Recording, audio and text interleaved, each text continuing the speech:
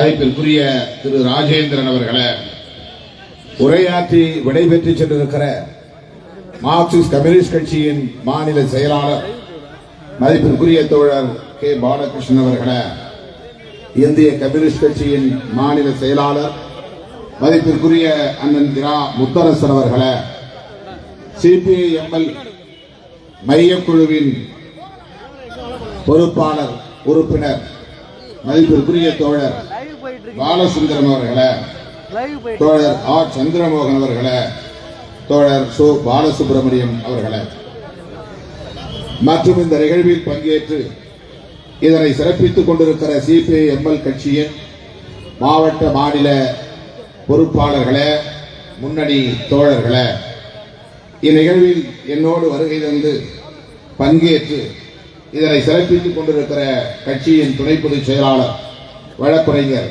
ரஜினிகாந்த் அவர்களே, மேலிட பொறுப்பாளர் மேலாள் மாவட்ட செயலாளர் சா விவேகானந்தன் அவர்களே, தஞ்சை புதுவை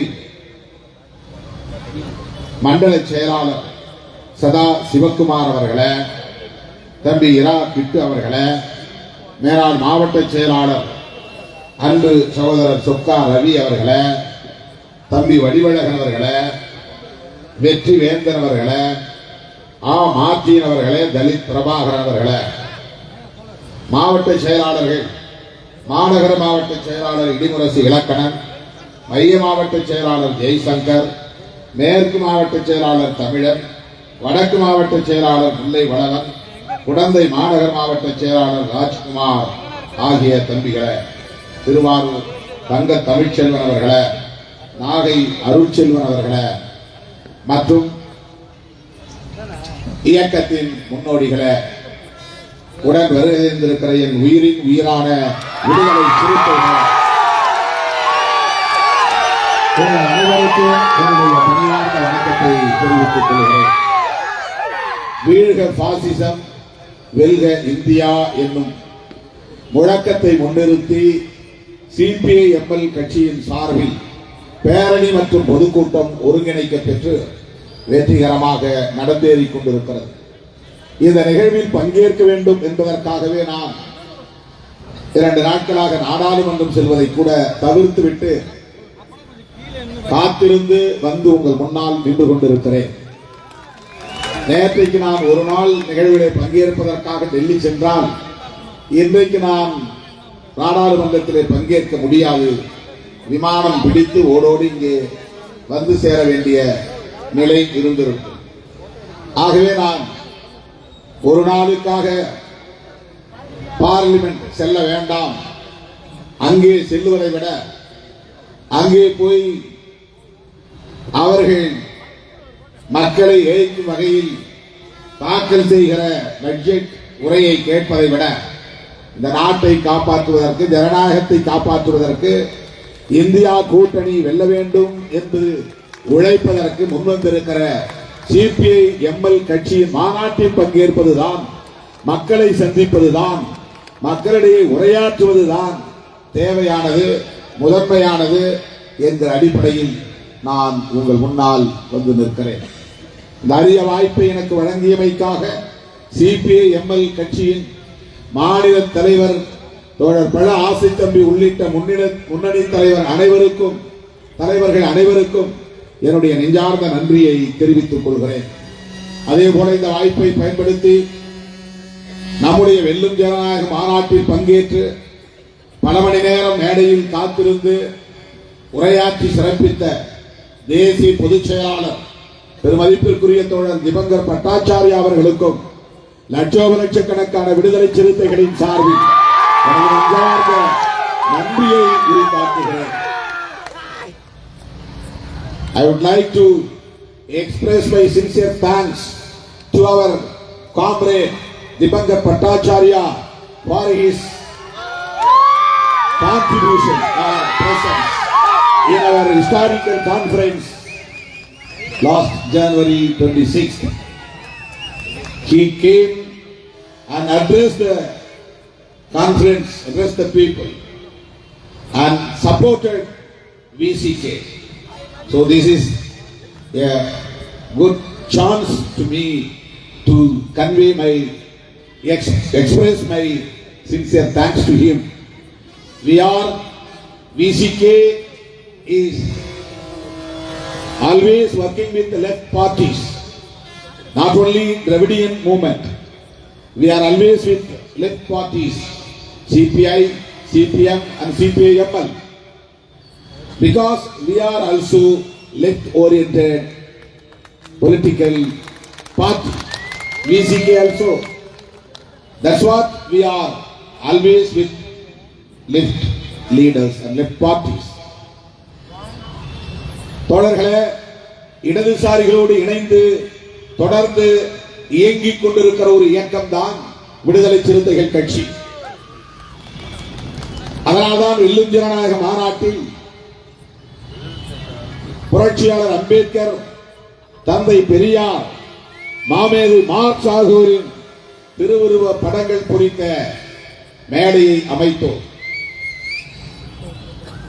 இந்த மாமனிதர்களின் கொள்கை வழியில் தான் விடுதலை சிறுத்தைகள் கட்சி தொடர்ந்து செயல் திட்டங்களை வரையறுத்து செயலாற்றி வருகிறது. ஆகவேதான் நான் இந்த மாநாட்டை ஒருங்கிணைத்த போது தமிழ்நாட்டில் திராவிட முன்னேற்ற கழக தலைவர், தமிழ்நாடு முதல்வர் அண்ணன் தளபதி ஸ்டாலின் அவர்களை அழைத்ததோடு மட்டுமில்லாமல் இடதுசாரி கட்சிகளின் தலைவர்கள் 3 பேரும் கட்டாயம் நம்முடைய மாநாட்டில் பங்கேற்க வேண்டும் என்று நான் முதலிலேயே திட்டமிட்டேன். ஜனவரி டிசம்பர் 23 நாம் அறிவித்த போது சிபிஐ தேசிய பொதுச் செயலாளர் டி ராஜா, சிபிஎம் தேசிய பொதுச் செயலாளர் சீதாராம் யெச்சூரி, CPI-ML லிபரேஷன் பொதுச் செயலாளர் திவங்கர் பட்டாச்சாரியா ஆகிய 3 பேரும் கட்டாயம் இந்த மாநாட்டில் பங்கேற்க வேண்டும் என்று முடிவெடுத்தோம். அதன் அடிப்படையில் தான் அந்த 3 தலைவர்களும் வந்து பங்கேற்றார்கள். அருமை தோழர்களே, இதனை இந்த நேரத்தில் நான் குறிப்பிடுகிறேன் என்று சொன்னால், இடதுசாரிகள் வெறும் தேர்தல் ஆதாயம் கருதி செயல்படக்கூடியவர்கள் அல்ல. CPI-ஆக இருந்தாலும், CPM-ஆக இருந்தாலும், CPI-ML லிபரேஷன் கட்சியாக இருந்தாலும் கொள்கை பிடிப்போடு வலதுசாரிகளை வீழ்த்த வேண்டும் என்கிற உறுதிப்பாடோடு தொடர்ந்து இணைந்து செயல்பட்டு வரக்கூடியவர்கள். குறிப்பாக சாதிய கட்டமைப்புக்கு எதிராக போராடி வரக்கூடியவர்கள், எண்ணற்ற பல தியாகங்களை செய்தவர்கள். நாமெல்லாம் இந்த மண்ணில் அம்பேத்கரின் பெயரை சொல்லி எழுச்சி பெறுவதற்கு முன்பே, விடுதலை சிறுத்தைகள் என்கிற கட்சி உருவாவதற்கு முன்பே, தஞ்சை மண்ணை மையமாக கொண்டு இடதுசாரி இயக்கங்கள் தான் இந்த சாதிய நிலவுடைமை ஆதிக்கத்தை எதிர்த்து களம் கண்டார்கள். சாணிப்பால் சவுக்கடியை எதிர்த்து போராடினார்கள். பண்ணை ஆதிக்கத்தை எதிர்த்து ரத்தம் சிந்தினார்கள். சீனிவாசராவ் உள்ளிட்ட பல மூத்த தலைவர்கள் இங்கே இரவு பகலாக மக்களோடு மக்களாக தங்கியிருந்து பணியாற்றினார்கள். அச்சத்தால் பீதியால் உறைந்து கிடந்த இந்த ஒடுக்கப்பட்ட சமூகம் எதிர்த்து நின்று போரிட முடியாத நிலையில், வீழ்ந்து கிடந்த நிலையில் அவர்களை அமைப்பாக்கி, அரசியல் படுத்தி, போர்க்குணம் வளர்த்து, பண்ணைகளை கண்டு அஞ்சாதீர்கள், அவர்களை எதிர்த்து போரிடுங்கள், இது நாங்கள் உடனிருக்கிறோம் என்று அவர்களை ஊக்கப்படுத்தியவர்கள் இடதுசாரிகள் என்பதை மறந்துவிடக் கூடாது. தலித் இயக்கங்கள் தோன்றுவதற்கு முன்பு, அம்பேத்கர் அரசியல் வளர்ச்சி அடைவதற்கு முன்பு, வலுவடைவதற்கு முன்பு அகில இந்திய அளவிலே இடதுசாரிகள் தான் இந்த சாதிக்கு ஆதிக்க சக்திகளை எதிர்த்து போராடினார்கள் என்பதை நாம் ஒருபோதும் மறந்துவிடக் கூடாது.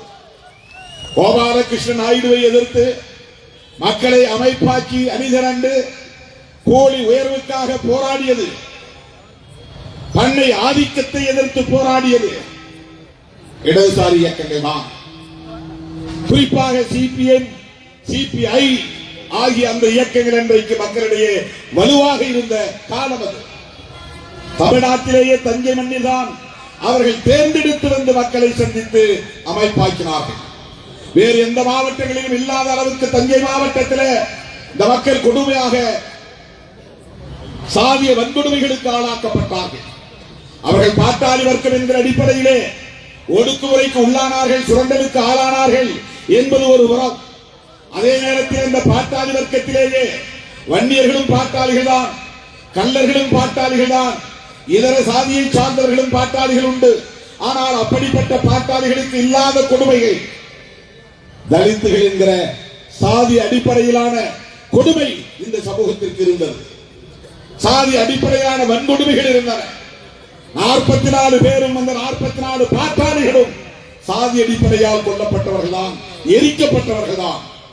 ஆகவேதான் சாதிய நிலவுடைமை ஆதிக்கத்தை எதிர்த்து சிபிஐ எம்எல் கட்சியும் அன்றைக்கு பெரிய அளவிலே அது வளர்ச்சி பெறாமல் இருந்திருக்கலாம்.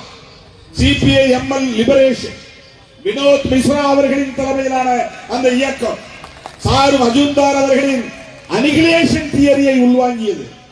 அழித்தொழிப்பு நடவடிக்கைகளை ஏற்றுக்கொண்டு செயல்பட்டுக் கொண்டிருந்த காலம். அன்றைக்கு நீதிமன்றம் அவன் நிரபராதி என்று கோபாலகிருஷ்ணன் நாயுடுவை விடுதலை செய்தது. மிகப்பெரிய பண்ணையார், பெரிய பணக்காரன், அப்படிப்பட்ட ஒரு ஆள், சமூகத்தில் ஒரு அந்தஸ்தோடு இருக்கிற ஒரு ஆள் எப்படி நேரடியாக வந்து தலித்துகளின் குடிசையை கொளுத்தி இருக்க முடியும்? இந்த படுகொலையில் சம்பந்தப்பட்டிருக்க முடியும். எனவே அதற்கு வாய்ப்பில்லை என்று இந்த கோர்ட் கருதுகிறது. அவர்கள் நிரபராதிகள் என்று விடுதலை செய்கிறேன் என கோபாலகிருஷ்ண நாயுடுவை நீதிமன்றம் விடுதலை செய்தது. நீதிமன்றம் விடுவித்திருக்கலாம். ஆனால் நாங்கள் விடமாட்டோம் என்று 14 ஆண்டுகளுக்கு பிறகு அதே கோபாலகிருஷ்ண நாயுடுவை வழிமறித்து அவனை 44 துண்டங்களாக வெட்டி படுகொலை செய்தது. கடந்து போய்விடவில்லை. எளிய மக்கள் தானே பாதிக்கப்பட்டார்கள். தேவேந்திர வேளாளர்கள் என்கிற பல்லர் குடியினர் தானே பாதிக்கப்பட்டார்கள். எனவே அதை பற்றி நாம் கவலைப்பட வேண்டாம் என்று கடந்து போய்விடவில்லை. நீதிமன்றம் விடுவித்து விட்டது. மறந்து விடுவோம் என்று மறந்து போய்விடவில்லை. அவனை நாங்கள் தண்டிப்போம் என்று அன்றைக்கு இடதுசாரிகள், குறிப்பாக சிபிஐ எம்எல் இயக்கத்தை சார்ந்த தலைவர்கள், குறிப்பாக தென் மாவட்டத்தை சார்ந்த அமல்ராஜ் உள்ளிட்ட பல தோழர்கள் அவன் செல்லும் இடமெல்லாம் தொடர்ந்து போய் அவன் அதிகால வேளையிலே வாக்கிங் நடைபயிற்சி சென்ற இடத்தில் சுற்றி வளைத்து அவனை படுகொலை செய்து தண்டனை அளித்தவர்கள் இடதுசாரிகள் மறந்துவிடக் கூடாது. இந்த வரலாற்றை எல்லாம் நாம் உணர்ந்து கொள்ள வேண்டும். ஏன் திருமாவளவன் இடதுசாரிகளோடு இணக்கமாக இருக்கிறான் என்பதை என் உயிரின் உயிரான விடுதலை சிறுத்தைகளே இதை புரிந்து கொள்ள வேண்டும். அரசியல் ஆதாயத்திற்காக அல்ல, வெறும் மேடைக்காக அல்ல. இன்றைக்கு பாசிசம் என்கிற இந்த கொடூரமான மக்கள் விரோத கொள்கையை எதிர்த்து தொடர்ந்து உறுதியாக நின்று போரிடக்கூடிய வலிமை பெற்ற இயக்கங்கள் இடதுசாரி இயக்கங்கள் மறந்துவிடக் கூடாது. காங்கிரஸ் பிஜேபிக்கு அதிகார போட்டியாளர் என்கிற முறையிலே எதிரி, காம்படிட்டார். பிஜேபி இல்லை என்றால் இந்த நாட்டின் பிரதமர் பொறுப்பிலே யார் வர முடியும்? பிஜேபிக்கு இணையான காம்படிட்டார் யார்? காங்கிரஸ் தான். கம்யூனிஸ்ட் கட்சிகள் அல்ல, இதர கட்சிகள் அல்ல, மாநில கட்சிகள் அல்ல. எனவே காங்கிரஸை அழிக்க வேண்டும் என்று பிஜேபி பகையாக கருதுவது இயல்பானதுதான். அது தேர்தல் அடிப்படையிலான பகைமை, அதிகார அடிப்படையிலான பகைமை, ஆட்சி அதிகாரத்தை கைப்பற்றுவதற்கான போட்டி கட்சி என்ற அடிப்படையிலே பகைமை. அதனால் காங்கிரஸ் இல்லாத பாரதம் என்கிறார். கூடவே இன்னொன்றையும் அவர் சேர்த்து முழங்குகிறான், இடதுசாரிகள் இல்லாத பாரதம். ஏன் இடதுசாரிகளை எதிர்க்கிறார்? இடதுசாரிகள் பவர் காம்படிட்டார் அல்ல. பிஜேபியை தூக்கி எறிந்திருக்கு, நாங்கள் ஆட்சிக்கு வருவோம். சீதாராம் யெச்சூரி எங்கள் பிரதமர் வேட்பாளர், டி ராஜா எங்கள் பிரதமர் வேட்பாளர், திவங்கர் பட்டாச்சாரியா எங்கள் பிரதமர் வேட்பாளர் என்று ஒருபோதும் இடதுசாரி கட்சிகள் சொல்லும் நிலையில் இப்போது இல்லை. ஆகவே இவர்கள் பவர் காம்படிட்டார் அல்ல, ஆட்சி அதிகாரத்திற்கான போட்டியாளர்கள் இல்லை. ஆனாலும் பிஜேபி இடதுசாரிகளை கண்டு அஞ்சுகிறது. காரணம், இவர்கள் ஐடியாலஜிக்கல் காம்படிட்டார், ஐடியாலஜிக்கல் எனிமீஸ், கருத்து அடிப்படையிலான பகைவர்கள். புரட்சிகர கருத்துக்களை பேசுகிறார்கள், சனாதனத்தை அம்பலப்படுத்துகிறார்கள். சாதி வெறியை எதிர்க்கிறார்கள், மத வெறியை எதிர்க்கிறார்கள், கார்ப்பரேட் அரசியலை எதிர்க்கிறார்கள், பாட்டாளிகளை ஒருங்கிணைக்கிறார்கள், தொடர்ந்து அந்த உணர்வை அடைகாக்கிறார்கள், மக்களிடத்திலே அதை பரப்புகிறார்கள். எனவே பிஜேபிக்கு இடதுசாரிகள் பகை, இடதுசாரிகள் பகை. அதனால்தான் காங்கிரஸ் இல்லாத பாரதம் என்று சொல்லுகிற பிஜேபி இடதுசாரிகள் இல்லாத பாரதம் என்றும் சொல்லுகிறார். தோழர்களே, நாம் தெளிவாக புரிந்து கொள்ள வேண்டும். இடதுசாரிகளும் பிஜேபிக்கு நேர் எதிரிகளாக இருக்கிறார்கள். தமிழ்நாட்டை பொறுத்தவரையில் திமுகவும் விசிகவும் தான் அவர்களின் எதிரிகள். விடுதலை சிறுத்தைகள் அவர்களுடைய எதிரிகள். அவர்கள் உணர்ந்து கொண்டார்களோ இல்லையோ, இன்றைக்கு நாடு உணர்ந்திருக்கிறது, மக்கள் உணர்ந்திருக்கிறார்கள். வெல்லும் ஜனநாயக மாநாடு உணர்த்தி இருக்கிறது. காலம் காலமாக சிறைப்பிடிக்கப்பட்ட மக்கள் அரசியல்படுத்தப்பட்டிருக்கிறார்கள், அமைப்பாக்கப்பட்டிருக்கிறார்கள், தவிர்க்க முடியாத ஒரு அரசியல் சக்தியாக எழுச்சி பெற்றிருக்கிறார்கள். சிறுகனூரில் இருந்து வலதுபுறம் 20 கிலோமீட்டர், சிறுகனூரில் இருந்து இடதுபுறம் 30 கிலோமீட்டர், 50 கிலோமீட்டர் தூரம் ஆயிரக்கணக்கான வண்டிகள் தேங்கி நின்றன.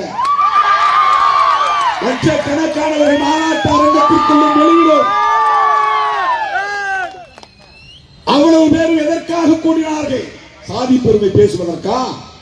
ஆண்ட பரம்பரை என்று கூச்சல் போடுவதற்கா? ஜெய் ஸ்ரீராம் முழக்கம் போடுவதற்கா? சாதி அடிப்படையில் அல்ல, மத அடிப்படையில் அல்ல. அவ்வளவு பேரும் லட்சக்கணக்கான சிறுத்தைகளும் பிஜேபியை எதிர்ப்பதற்காக திரண்டார்கள், பாசிசத்தை எதிர்ப்பதற்காக திரண்டார்கள். சங்கிகளே, தமிழ்நாட்டில் வாழாட்டாது என்று சொல்லுவதற்காக திரண்டார்கள். நீங்கள் இந்தியா முழுவதும் தலித்துகளை விலைக்கு வாங்கியிருக்கலாம். தமிழ்நாட்டில் உங்கள் பாஷா பலிக்காது, உங்கள் சந்திரம் பலிக்காது. சிறுத்தைகள் இருக்கிறோம். லட்சக்கணக்கான சிறுத்தைகள் தமிழ்நாட்டின் எல்லை ஓரத்தில் பாதுகாப்பு அரண்களை போல என்று இந்த பாசிசத்தை தடுப்போம். அப்படிப்பட்ட இந்த இயக்கம் இன்றைக்கு இடதுசாரிகளோடும் திராவிட முன்னேற்ற கழகம் உள்ளிட்ட பெரியார் இயக்கங்களோடும் இணைந்து நிற்கிறது. ஏன்? பாசிசத்தை வீழ்த்துகிறார்கள். பாசிசம் என்றால், பாசிச எதிர்ப்பு என்றால் பாஜக எதிர்ப்பு, பாசிச எதிர்ப்பு என்றால் RSS எதிர்ப்பு, பாசிச எதிர்ப்பு என்றால் மோடி அமித்ஷா எதிர்ப்பு, பாசிச எதிர்ப்பு என்றால் அதானி அம்பானி எதிர்ப்பு. இதுதான் அரசு. பாசிசம் என்றால் ஏதோ ஒரு கண்ணுக்கு தெரியாத அருவம் என்று கருதிவிடக் கூடாது.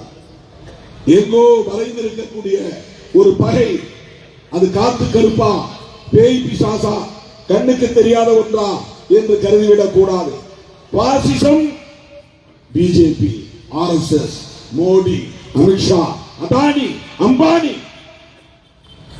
அதை வீழ்த்துவோம் என்றால் ஆட்சி அதிகார பீடத்தில் இருந்து விரட்டி அடிப்போம் என்று பொருள். அது முடியுமா? முடியும், முடியும். தமிழ்நாட்டை பொறுத்தவரையில் அவர்களால் ஒரே ஒரு இடத்தில் கூட வெற்றி பெற முடியாது. 40க்கு 40 திமுக கூட்டணி தான், இந்தியா கூட்டணி தான். வட இந்திய மாநிலங்களில் வேலை வாய்ப்பை பற்றி அந்த மக்கள் கவலைப்படக்கூடாது, வறுமையை பற்றி பேசக்கூடாது, பொருளாதார வீழ்ச்சியை பற்றி பேசக்கூடாது, கூலியை பற்றி பேசக்கூடாது, விவசாயத்தை பற்றி பேசக்கூடாது, வீட்டுமனை பற்றி பேசக்கூடாது, வீடுகள் வேண்டும் என்று பேசக்கூடாது என்பதற்காக, அவர்களை ஏய்ப்பதற்காக அந்த மக்களின் பக்தி உணர்வை, ராம பக்தி உணர்வை அறுவடை செய்ய பார்க்கிறார்கள், சுரண்ட பார்க்கிறார்கள். அதற்காக அவர்கள் கற்றுத் தருகிற முழக்கம் ஜெய் ஸ்ரீராம். ஜெய் ஸ்ரீராம் என்ன பொருள் தெரியுமா? ராமருக்கே வெற்றி. ராமருக்கே வெற்றி என்றால் ராமர் யாருக்கு போய் சண்டை போட்டு இருக்கிறாரு? ராமர் என்ன பாபருக்கு சண்டை போட இழுத்தாரா? ராமருக்கே வெற்றி என்பதுதான் முழக்கம். நாம் சொல்லுகிறோம் ஜனநாயகத்திற்கே வெற்றி. ஒருபுறம் சனாதனம், இன்னொரு புறம் ஜனநாயகம். எனவே நாம் சொல்லுகிறோம் ஜெய் டெமோக்ரசி. அவன் ஜெய் ஸ்ரீராம் என்று சொன்னால் நாம் ஜெய் டெமோக்ரசி. ஜெய்னா வெற்றின்னு அர்த்தம், வெல்க என்று பொருள். வெல்க என்று பொருள். ஜெய் டெமோக்ரசி என்றால் வெல்க ஜனநாயகம். அதான் பொருள். அவன் மக்கள்கிட்ட ஜனநாயகத்தை பற்றி பேசுறதில்லை, கான்ஸ்டிடியூஷனை பற்றி பேசுறதில்லை. லிபர்ட்டி, ஈக்குவாலிட்டி, ஃப்ரெட்டர்னிட்டி என்கிற பிரியாம்பிள் ஆஃப் தி கான்ஸ்டிடியூஷன் பேசுறது கிடையாது. சோசியல் ஜஸ்டிஸ் பற்றி பேசுறது கிடையாது. பண வீக்கத்தை பற்றி பேசுவது கிடையாது. விலைவாசி உயர்வை பற்றி பேசுவது கிடையாது. முதலாளித்துவ சுரண்டலை பற்றி பேசுவது கிடையாது. அவன் இந்த மக்கள்கிட்ட இருக்கிற உணர்வுகளை காயடிக்கிறான். அதை பயன்படுத்தி அரசு ஆதாயம் செய்கிறான். ஜெய் ஸ்ரீராம், இதுதான் அவருடைய ஒரே ஆயுதம், ஒற்றை ஆயுதம். இந்த 10 ஆண்டுகால ஆட்சி என்ன சாதித்திருக்கிறார்கள்? சாதனைகளை சொல்லி அவர்களால் ஓட்டு கேட்க முடியுமா? இன்றைக்கு ஒரு தகவல், ஒரு மசூதி இடிக்கப்பட்டிருக்கிறது. 600 ஆண்டுகால மசூதி. ஞானவாடி என்கிற இடத்திலே ஒரு மசூதியை இடிக்க திட்டமிட்டுக் கொண்டிருக்கிறார்கள். என்ன பொருள்? வெண்மணியிலே நினைவிடம் எழுப்பப்பட்டிருப்பது RN ரவிக்கு கண்ணை உடுத்துகிறது. அந்த நினைவிடம் சாதிய ஆதிக்கத்தை எதிர்த்த போராளிகளின் நினைவிடம். சாதி ஆதிக்க எதிர்ப்பின் அடையாளம், நிலவுடைமை ஆதிக்க எதிர்ப்பின் அடையாளம், பண்ணை ஆதிக்க எதிர்ப்பின் அடையாளம். கோபாலகிருஷ்ண நாயுடுவை எதிர்த்து போராடிய தியாகிகளின் அடையாளம். அது மக்கள் குடிசைகளில் இருப்பதற்கு வேறு காரணங்கள் இருக்கின்றன. அவற்றை சரி செய்ய வேண்டுமானால் சிபிஐ கையிலோ, சிபிஎம் கையிலோ, அல்லது சிபிஎம்எல் கையிலோ, அல்லது விடுதலை சிறுத்தைகளின் கையிலோ, அல்லது திமுக கையிலோ ஆட்சி அதிகாரம் டெல்லியிலே வர வேண்டும். ஏனென்றால் அரசால் தான் மக்களுடைய பிரச்சனைகளை தீர்க்க முடியும். ஒரு இயக்கத்தால் தீர்த்துவிட முடியாது. ஒரு இயக்கம் எல்லோருக்கும் மனைப்பட்டா கொடுத்து விட முடியாது. ஒரு இயக்கம் எல்லோருக்கும் வீட்டுமனை கட்டிவிட, வீடுகளை கட்டி தந்துவிட முடியாது. ஆட்சி அதிகாரத்தால் தான், அதிகாரத்தில் இருப்பவர்களால் தான் அதை செய்ய முடியும். இந்த 10 ஆண்டு கால ஆட்சியில் மோடி அப்படி என்ன சாதித்து காட்டியிருக்கிறார்? குடியரசுத் தலைவர் வரையில 4 கோடி வீடுகள் கட்டி தந்திருக்கிறோம். பொய்யான அறிக்கை என்று விடுதலை சிறுத்தைகள் அறிக்கை வெளியிட்டிருக்கிறோம். அதே கட்சியை சார்ந்த நிர்மலா சீதாராமன் தனது பட்ஜெட் உரையில 3 கோடி வீடுகள் என்று போய் சொல்கிறார். எது உண்மை? 4 கோடியா 3 கோடியா? மக்களுக்கு மனைப்பட்டா இல்லை. கோடானு கோடி மக்கள் பிளாட்பார்மிலே கிடக்கிறார்கள், புறம்போக்கிலே கிடக்கிறார்கள். RN ரவி அதை பற்றி கவலைப்பட்டு இருக்கிறாரா? அவர்களுக்கு மனைப்பட்டா வழங்குவதற்கு என்ன நடவடிக்கை, என்ன செயல் திட்டம்? கேள்வி கேட்டாரே, 3000 கோடியில் பட்டேலுக்கு சிலை, 3000 கோடியில் எத்தனை பேருக்கு வீடுகளை கட்டி தர முடியும்? பட்டேல் அவ்வளவு பெரிய சிலை வேண்டும் என்று கேட்டாரா? அது தேவையா? எண்ணி பார்க்க வேண்டும். அதே போல பல ஆயிரம் கோடிகளை செலவு செய்து ராம் மந்திர், ராமர் கேட்டாரா? அயோத்தியிலே கோயில் கட்ட வேண்டும், சரி. ஒரு கோயிலை கட்டி முடித்து அதை எளிமையான முறையிலே கொண்டாடி இருக்க வேண்டியதுதானே? எதற்கு 70-80 ஏக்கர் இடம்? அதில் எதற்கு 2.25 ஏக்கரில் கோயில்? அதற்கு எதற்கு பல ஆயிரம் கோடி செலவு? அதிலே ஏன் பிரதமர் மோடி போய் கலந்து கொள்ள வேண்டும்? அவர் பிரதமர் இல்லையா? இந்த அரசு மதசார்பற்ற அரசு இல்லையா? இவர் என்ன மடாதிபதியா? இவர் என்ன சங்கராச்சாரியாரா? இவர் என்ன ராமந்திர் கோவிலை கட்டுவதற்கான அமைப்பின் தலைவரா? ஏன் அவர் அங்கே போய் நின்று அதை செய்யவில்லை? ஒரு முட்டாள் கேட்கிறார், நீ கருவறைக்கு நுழையவில்லை, எங்களுக்கு அனுமதி வேண்டும் என்று கேட்கிறாய். இன்றைக்கு மோடி உள்ளே போனதும் ஏன் மடாதிபதி நுழையவில்லையே என்று கேட்கிறார். இது என்ன முரண் என்று கேட்கிறார். மடாதிபதி செய்கிற அரசியலை சுட்டி காட்டுகிறோம். இது கருவறை நுழைவு போராட்டம் அல்ல. மோடி நுழைந்திருப்பது கருவறை நுழைவு போராட்டம் அல்ல. மோடி நுழைந்திருப்பது அரசியல் ஆதாயத்திற்கான அரசியல். அது ஒரு நாடக அரசியல், மக்களை ஏய்க்கிற அரசியல். மக்களை என்பதை விட, பொதுவாக சொல்லுவதை விட, இந்துக்களை ஏய்க்கிற அரசியல், ராம பக்தர்களை ஏய்க்கிற அரசியல்.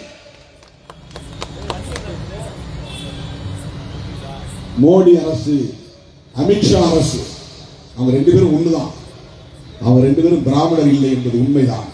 ஆனால் 2 பேரும் பிராமணர்களின் சேவகர்கள், அவர்களுக்கு எடுபிடி வேலை செய்யக்கூடிய சேவையாட்கள். பிரதமராக இருக்கலாம், உள்துறை அமைச்சராக இருக்கலாம். ஆனால் அவர்கள் பார்ப்பன சாம்ராஜ்யத்தை கட்டி எழுப்புவதற்காகத்தான். அதுதான் ராமராஜ்யம்.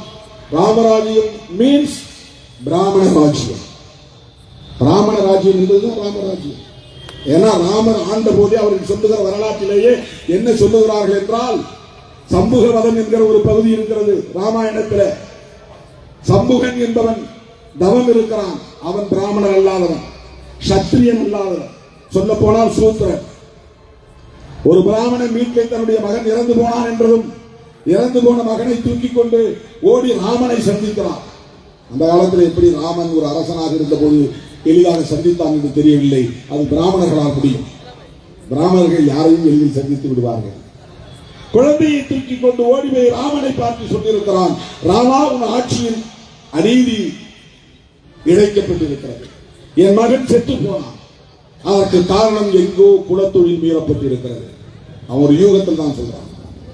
என்ன குலத்தொழில் மீறப்பட்டிருக்கிறது, அதை கண்டறிய வேண்டும் என்றவன் உடனே வாளை உருவிக் கொண்டு வெளியே வருகிறான். ஊர் சுற்றி பார்க்கிறான், காடு சுற்றி பார்க்கிறான். வனத்திலே ஒருவன் கால்களை கிளையிலே தூங்க போட்டுக் கொண்டு தலைகீழாக தவம் இருந்திருக்கிறான். அவனை பார்த்ததும் ராமன், நீ யார், என்ன என்று கேட்டு, நீ எந்த குலம் என்று கேட்கிறான். அவன் சூத்திரன் என்று சொல்லுகிறான். உடனே அவன் தலையை சீவுகிறான். ராமனே நேரடியாக மரண தண்டனை கொடுக்கிறான். ஏனென்றால் சூத்திரன் சத்திரியனை போல அல்லது பிராமணனை போல தவம் இருக்கக்கூடாது. அது குலத்தொழில் மீறுவதாகும். குலத்தொழிலை மீறினால் சனாதன தர்மத்தை மீறியதாகும். அதாவது மனு தர்மத்தை மீறியதாகும். அதை செய்யக்கூடாது. நாட்டில் தீங்கு நேரும், கேடுகள் விளையும். இது மனு தர்மம் சொல்லுகிறது. இதை நடைமுறைப்படுத்தக்கூடிய ஒரு மன்னனாக இருந்தவன் தான் ராமன் என்று ராமாயணம் சொல்லுகிறது. அப்படிப்பட்ட ராமராஜ்யத்தை நிறுவுவதுதான் RSS நோக்கம். அப்படி என்றால் சூத்திரர்கள் இங்கே தமிழ்நாட்டில் யாரும் தங்களை சூத்திரர்களாக ஏற்றுக்கொள்வதில்லை. எல்லா சாதிகளும் தங்களை சத்திரியர்கள் என்று சொல்லிக் கொள்கிறார். நீ சத்திரியன் சொன்னாலும் நான் பிராமின் என்பதை மறந்துவிடக் கூடாது. நீ சத்திரியன் என்று சொன்னாலும் பிராமணர் அல்லாதவன், பிராமணனுக்கு கீழானவன் என்று நீயே ஒப்புக்கொள்வதாக பொருள். மனு தர்மம் அதைத்தான் சொல்லுகிறது. ஆகவே மோடியும் அமித்ஷாவும் பிராமணர் அல்லாத, பிராமணர்களுக்கு கீழான சமூகத்தை சார்ந்தவர்கள். அவர்களின் நோக்கம் இங்கே மனு தர்மத்தை மீண்டும் நிலைநாட்டுவதுதான். பாசிசம் என்றால் வேறொன்றும் இல்லை, மனு தர்மம் தான். பாசிசம் என்றால் அந்த மனுஸ்மிருதி தான். சுவாசிசம் என்றால் சனாதன தர்மம் தான். பாசிசம் என்றால் வர்ணாசிரம தர்மம் தான். இங்கே இருக்கிற பொருள். இங்கே ஒரு கூட்டரசு நிகழ்கிறது. சனாதனமும் கார்பரேட் நிறுவனங்களும் இணைந்து ஒரு ஆட்சியை நடத்துகிறது. அதுதான் மோடி அரசு. சனாதன கார்பரேட் அரசு, மோடி அதானி அரசு. இந்த அரசு இங்க எப்படி டிஃபைன் பண்ணுங்க? This is a government of Modi and Adani. This is a government of Sanatan and corporate. ரெண்டும் கம்பைன். அவங்களுக்குள்ள ஒரு கூட்டணி இருக்கு, கொலாபரேஷன்.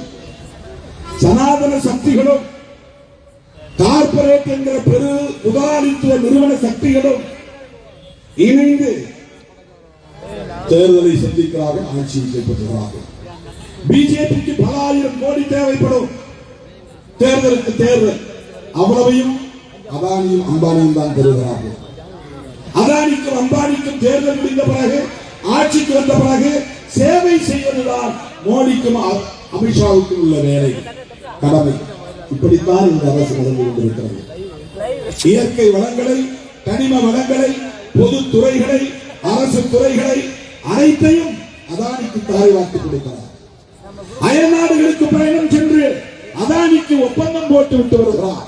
இவர் எதுக்கு அயல்நாட்டுக்கு போறாருன்னா அதானிக்காக போய் ஒப்பந்தம் போடுகிறார். அதுதான் அவருடைய டியூட்டி. இப்படிப்பட்ட ஒரு மோசமான ஆட்சி. ஒருபுறம் social cultural side, they are making propaganda Sanatan policies. சமூக பொருளாதார கலாச்சார தளங்களில் சனாதனமயப்படுத்துகிறார்கள். பொருளாதார தளத்தில் கார்ப்பரேட் மயப்படுத்துகிறார்கள். அதானி அம்பானியை மேம்படுத்துகிறார்கள். இந்த இரண்டும் கூட்டி சேருகிற போது உருவாகக்கூடிய ஒரு கோட்பாட்டு அரசியல் தான் பாசிசம். பாசிசம் சமூக நீதி கூடாது, எளிய மக்களின் வாழ்வுரிமைகள் கூடாது, தொழிலாளர்கள் தொழிற்சங்கம் அமைக்கக்கூடாது, விவசாயிகள் கூலி உயர்வு கேட்கக்கூடாது, அமைப்பு சாரா தொழிலாளர்கள் சங்கம் அமைத்து உரிமைகள் கோரக்கூடாது. 44 தொழில் தொடர்பான சட்டங்களை எல்லாம் 4 சட்டமாக தொகுத்து விட்டது இந்த மோடி அரசு. அனைத்தும் ப்ரோ கார்ப்பரேட் வெல்ஃபேர், கார்ப்பரேட் முதலாளிகளின் நலன்களை சார்ந்த சட்டங்களாக மாற்றப்பட்டிருக்கின்றன. இனி தொழிற்சங்கங்களே வைக்க முடியாது, அப்படிப்பட்ட ஒரு நிலை. அதே போல விவசாய நிலங்களை எல்லாம் தனியாருக்கு தாரை வார்ப்பதற்காக விவசாய சட்டங்களை கொண்டு வந்தது. அதைத்தான் பஞ்சாப், ஹரியானா விவசாயிகள் உறுதியாக நின்று ஓராண்டு போராடி பணிய வைத்தது மோடி அரசு. அந்த போராட்டம் historical achievement happened by farmers and proletarians against Farmers Act. விவசாய நலன்களுக்கான சட்டங்களை எதிர்த்து விவசாயிகள் நடத்திய போராட்டத்தின் மூலமாக இந்திய அரசியல் வரலாற்றில் மாபெரும் சாதனை நிகழ்ந்தது. ஒரு அரசை பணிய வைத்தார்கள், ஒரு மாபெரும் புரட்சி. விவசாயிகளும் விவசாய கூலிகளும் நாள்தோறும் தொடர்ந்து 365 நாட்கள் தொடர்ந்து போராடி மோடி அதானி அரசை பணிய வைத்த ஒரு மாபெரும் சாதனை நிகழ்ந்தது. அருமை தோழர்களே, இதுதான் சாத்தியக்கூறுகளின் அடையாளம். மோடி அரசை தூக்கி எறிவது முடியாத ஒன்று அல்ல. இன்றைக்கு இந்தியா கூட்டணி உருவாகி இருக்கிறது. இது நடக்காது என்று பலரும் கருதினார்கள். இதை தொடங்கி வைத்தவர் தமிழ்நாட்டு முதலமைச்சர் மாண்புமிகு அண்ணன் தளபதி ஸ்டாலின் அவர்கள் என்றால் அது மிகையாக. அவர்தான் கடிதம் எழுதினார், தலைவர்களை சந்தித்தார், ஒருங்கிணைப்பை உருவாக்குவதற்கான பல முயற்சிகளை மேற்கொண்டார். இதனை நாம் 2019 தொடர்ச்சியாக விடுதலை சிறுத்தைகள் மேடைகளிலேயே பதிவு செய்து வருகிறோம். இன்னும் சொல்ல போனால் தளபதி அவர்களிடத்திலே நேரடியாக கோரிக்கை வைத்தோம். நீங்கள் தமிழ்நாட்டை தாண்டி பயணம் செய்யுங்கள், இந்தியா முழுவதும் செல்லுங்கள், மாநில கட்சி தலைவர்களை எல்லாம் சந்தியுங்கள், பாசிச பாஜக அரசை தூக்கி எறிவதற்கான அடித்தளத்தை அமையுங்கள்.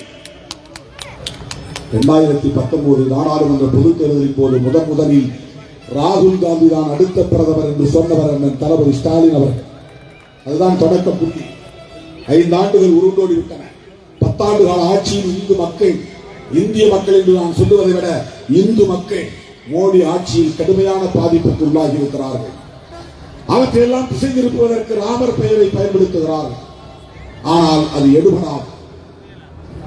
வட இந்திய மாநிலங்களிலேயே மோடி ஆட்சியை தூக்கி எறியக்கூடிய உளவியல் உருவாகி இருக்கிறது, மனநிலை உருவாகி இருக்கிறது, மக்களிடையே கோபம் கொந்தளித்துக் கொண்டிருக்கிறது. ஆகவே இந்த அருமையான வாய்ப்பை பயன்படுத்தி இடதுசாரிகள், காங்கிரஸ், திராவிட முன்னேற்ற கழகம் போன்ற தோழமை கட்சிகள் நிதிஷ்குமார் போனதை பற்றி கவலை வேண்டாம். அவர் வந்தார் மகிழ்ச்சி, போனார் அதைவிட மகிழ்ச்சி, இரட்டிப்பு மகிழ்ச்சி. அதை பொருட்படுத்த வேண்டிய தேவையில்லை. மாநில வாரியாக ஆங்காங்கே வலிமையோடு இருக்கிற அரசியல் கட்சிகள் காங்கிரசோடும் இடதுசாரிகளோடும் இணைந்து தொகுதி பங்கீட்டை முடித்து வாக்குகளை சிதறவிடாமல் குவித்தார். இந்தியா கூட்டணியை நோக்கி மோடி, அமித்ஷா, அதானி, அம்பானி இந்த கூட்டாட்சியை, மக்கள் விரோத ஆட்சியை, இந்த கும்பல் ஆட்சியை தூக்கி எறிய முடியும். பாசிசத்தை வீழ்த்த முடியும். இந்த களத்தில் என்றென்றைக்கும் இடதுசாரி ஜனநாயக சக்திகளோடு விடுதலை சிறுத்தைகள் ஒற்ற துணையாக இருப்போம். இந்த 6 தீர்மானங்களையும் ஆதரிக்கிறோம், வரவேற்கிறோம் என்று சொல்லி, வீழ்க பாசிசம், வெல்க ஜனநாயகம் என்று சொல்லி, வெல்க இந்தியா கூட்டணி என்று சொல்லி வாய்ப்புக்கு நன்றி கூறி முடிக்கிறேன். நன்றி, வணக்கம்.